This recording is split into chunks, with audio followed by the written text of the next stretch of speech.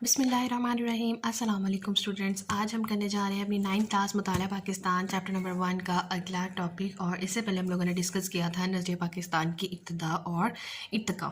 آج کا ہمارا پاس ٹاپک ہے ہندوستان میں مسلمانوں کی معاشی محرومی۔ معاشی محرومی سے مراد ہے اکنامک ڈیپریویشن، اور ہندوستان میں مسلمانوں کی معاشی محرومی یعنی کہ economic deprivation of Muslims in India. Page number 12 ہے ہمارے پاس، چیپٹر نمبر 1 پاکستان کی نظریاتی اساس، ہندوستان میں مسلمانوں کی معاشی محرومی۔ تو چلیں سٹارٹ کرتے ہیں۔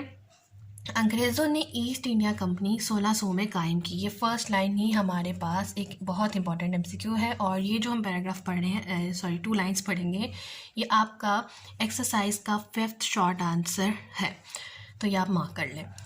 انگریزوں نے ایسٹ انڈیا کمپنی 1600 میں قائم کی۔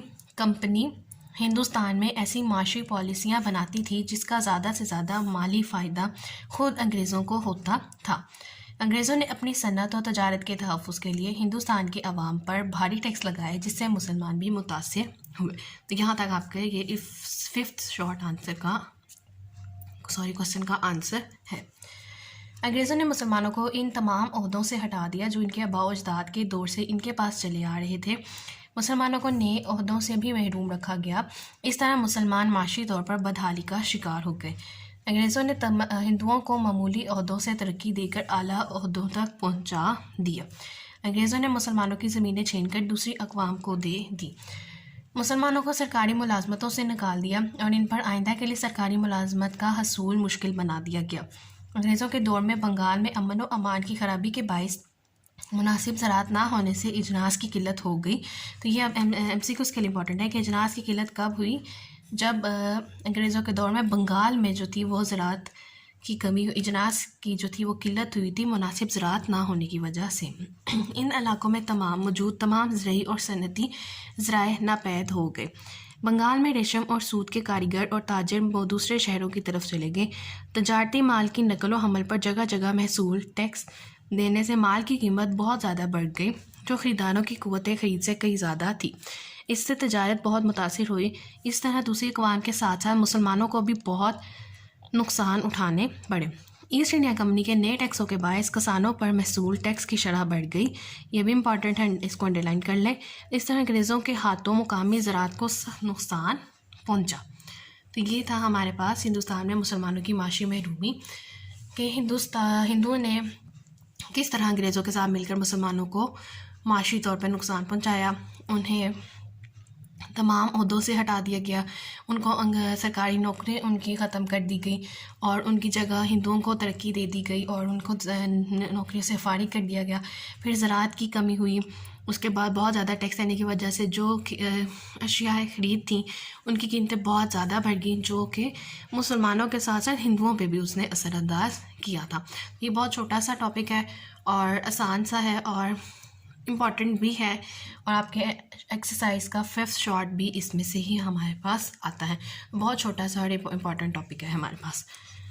نیکسٹ آ جاتے ہیں ہم لوگ علامہ اقبال اور قائد اعظم محمد علی جناح کے ارشادات کی روشنی میں نظریہ پاکستان کی وضاحت، ٹھیک ہے۔ اور آج کے لیکچر میں ہم لوگ علامہ اقبال اور ان کے بارے میں نظریہ پاکستان کے بارے میں کیا فرمایا ہے یہ دیکھیں گے، اور انشاءاللہ پھر اپنے نیکسٹ ویڈیوز میں اپنے لیکچرز میں قائد اعظم کے اوپر بات کریں گے۔ تو علامہ اقبال اور قائد اعظم محمد علی جناح کے ارشادات کی روشنی میں نظریہ پاکستان کی وضاحت ذیل میں دی گئی ہے۔ اچھا، اور ایک چیز آپ لوگ یاد رکھیے کہ قائد اعظم اور علامہ اقبال کے ارشادات کی روشنی میں نظریہ پاکستان کی وضاحت، یہ ٹاپک بہت امپورٹنٹ ہے فور لانگ کوسچنس کے لیے۔ یہ ٹاپک بہت امپورٹنٹ ہے، اور موسٹلی قائد اعظم یا علامہ اقبال میں سے کوئی ایک آپ سے لازمی پوچھا جاتا ہے، تو ان دونوں کو آپ لوگوں نے بہت اچھے سے تیار کرنا ہے۔ علامہ اقبال برِ صغیر کے ان مسلم رہنماؤں میں سے ایک ہیں جنہوں نے مسلمانوں کو الگ ریاست کا تصور دیا۔ یہ امپورٹنٹ ہے فور MCQ، اس کو مارک کر لیں، اور اپنی شاعری کے ذریعے ان کو بیدار کیا۔ پہلے آپ بھی ہندو مسلم اتحاد کے حامیوں میں سے تھے، لیکن ہندوؤں کی تنگ نظری نے جلد ہی علامہ اقبال کو اس بات پر سوچنے پر مجبور کر دیا کہ وہ الگ ملک کا مطالبہ کریں۔ آپ نے خطبہ الہ آباد، یہ امپورٹنٹ ہے، یہاں سے انڈر لائن کرتے جائیے، MCQs اور شارٹ دونوں کے لیے۔ 1930 کے ذریعے مسلمانوں کے لیے ایک الگ ریاست کا مطالبہ کیا تاکہ مسلمان اس میں رہ کر اپنے مذہب اور ثقافت کے مطابق زندگی گزار سکیں۔ آپ نے فرمایا ابھی ان کا خطبہ اعلیٰ بات جو ہے یہ ہمارے پاس شارٹ کوسچن میں بہت زیادہ امپورٹنٹ ہے اور بہت زیادہ کثرت سے پوچھا جاتا ہے، ٹھیک ہے۔ یہ نیو پاکستان اسٹڈیز تو ہمارے پاس لاسٹ ایئر سے ہی ہے، اس سے پہلے جو پاکستان اسٹڈیز چلی آ رہی تھی اس میں بھی ایک ٹاپک تھا، اور اس میں یہ بھی اگر آپ کبھی پاسٹ پیپرز دیکھنے کا موقع ملے تو آپ دیکھیے گا کہ 1930 کا خطبہ اعلیٰ بات بہت زیادہ پاسٹ پیپرز میں پوچھا گیا، تو یہ بہت امپورٹنٹ ہے، اس کو ہم نے ایز اٹ از یاد کر لینا ہے۔ تو کیا کہا انہوں نے خطبہ اعلیٰ بات میں؟ مجھے ایسا نظر آتا ہے کہ اور نہیں تو شمال مغربی ہندوستان کے مسلمانوں کو بالآخر ایک اسلامی ریاست قائم کرنا پڑے گی۔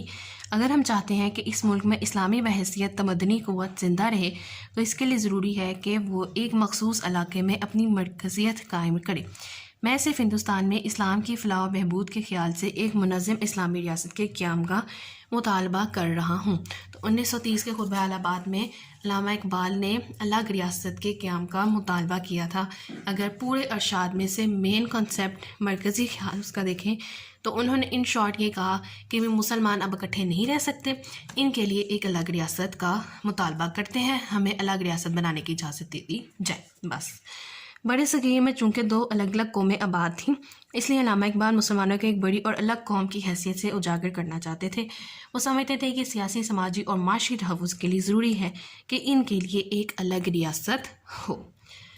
تو یہ تھا ہمارے پاس اسٹوڈنٹس آج کا لیکچر، جس میں ہم لوگوں نے دیکھا کہ ہندوستان میں مسلمانوں کی معاشی محرومی کیا تھی، اور ہم لوگوں نے نظریہ پاکستان کو دیکھا علامہ اقبال کے پوائنٹ آف ویو سے کہ علامہ اقبال کے ارشادات کی روشنی میں انہوں نے نظریہ پاکستان کو کس طرح ایکسپلین کیا۔ اس میں دیکھا کہ اس میں ہمارے پاس 3 کی پوائنٹس یہ تھے کہ علامہ اقبال نے اپنی شاعری کے ذریعے مسلمانوں کو پہلے بیدار کیا، انہیں مجبور کیا کہ سوچنے پہ کہ ہاں بھائی ہم مسلمان ایک الگ حیثیت رکھتے ہیں اور ہم ہندوؤں کے ساتھ اکٹھے نہیں رہ سکتے۔ پھر انہوں نے خطبہ اعلیٰ بات دیا جس میں انہوں نے ایک الگ ریاست کا، اسلامی ریاست کا جو ہے مطالبہ کیا، اور پھر انہوں نے ایک مسلمانوں کو ایک بڑی اور الگ قوم کی حیثیت سے اجاگر کرنا چاہا۔